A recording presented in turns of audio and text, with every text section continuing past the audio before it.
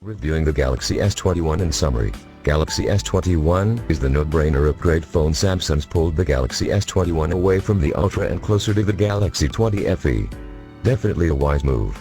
The biggest takeaway you need to know about the Samsung Galaxy S21 5G, along with the Galaxy S21 Plus 5G and Galaxy S21 Ultra 5G, is that Samsung cut the US price of each by $200.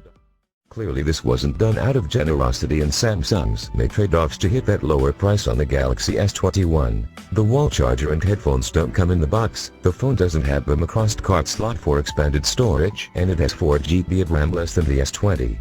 Samsung also removed half of the pixels from the screen and replaced the Gorilla Glass from the back with polycarbonate, which is a nice way of saying plastic.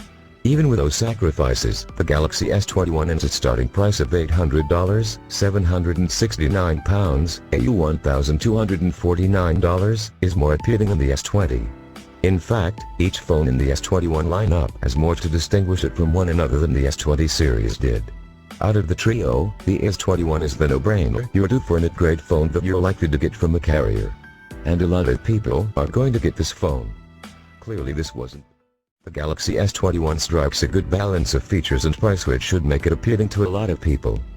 The Galaxy S21 strikes a good balance of features and price, which should make it appealing to a lot of people.